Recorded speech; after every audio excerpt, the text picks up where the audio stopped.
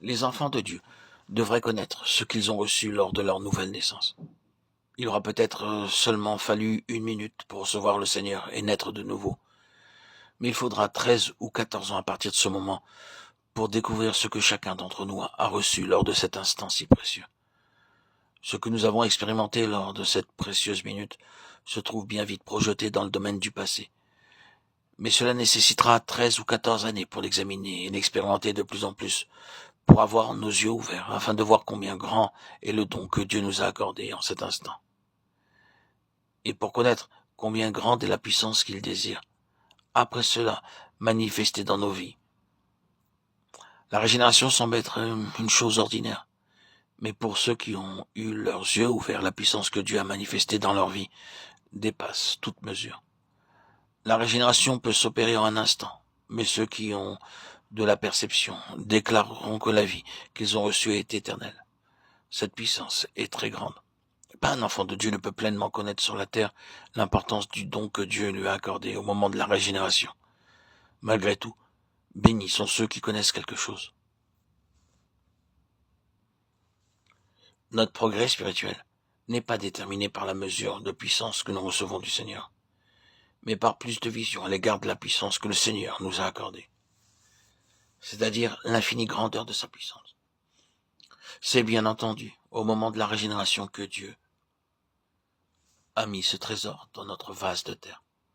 Cependant, il faut toute une vie pour découvrir la grandeur et la valeur de ce trésor. Il n'y a pas eu de progrès dans une personne si ce qu'elle a vu du trésor le jour de sa nouvelle naissance est de même dimension que ce qu'elle en voit après 10 ou 20 ans. Quoique 10 ou 20 ans se soient écoulés, ce croyant est toujours semblable à un nouveau-né. Malgré tout, Dieu désire nous faire voir l'infinie grandeur de sa puissance, par la révélation du Saint-Esprit. Être fort ou faible résulte du fait que nous voyons plus, ou que nous voyons moins. Celui qui voit devient fort, tandis que celui qui ne voit pas devient faible. Désormais, la clé aujourd'hui, c'est la vision. Ce n'est pas parce que nous demandons à Dieu de nous donner quelque chose qu'il le fait. Pas du tout. Ce qu'il pourrait nous donner, il nous l'a déjà accordé et se trouve donc en nous.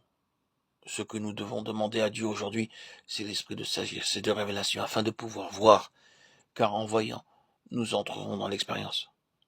Lorsque autrefois les croyants devaient traverser des crises spirituelles au lieu de réclamer à Dieu quelque chose de plus ou la force, ils s'exclamaient avec foi, merci Seigneur pour ce que tu m'as déjà donné. En retour, ils ne réclamaient pas sans arrêt ce qu'ils croyaient ne pas avoir eu. Au contraire, ces croyants voyaient qu'ils possédaient déjà ce à quoi ils s'attendaient. C'est ainsi qu'ils pouvaient faire monter vers Dieu leur louange et leur action de grâce. Ceux qui n'ont pas vu ne peuvent pas imaginer combien est grande la puissance dont l'apôtre Paul parle.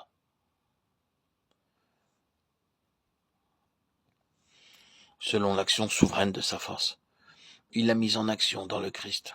Éphésiens 1, 19.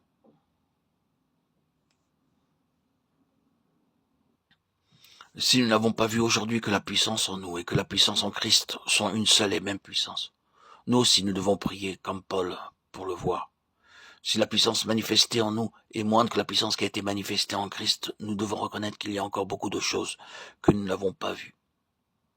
Confessons-le humblement et demandons à Dieu de nous le faire voir. Cependant que nous l'ayons vu ou non, le fait demeure que la puissance que Dieu met en action en ceux qui croient est semblable à l'action souveraine de sa force, qu'il a mise en œuvre en Christ. Et lorsque Dieu ouvrira nos yeux pour le voir, nous le louerons de plus en plus pour ce qui nous a été déjà accordé. Amen. Alléluia. Nous remercierons le Seigneur pour cette puissance qui a été accomplie en notre faveur.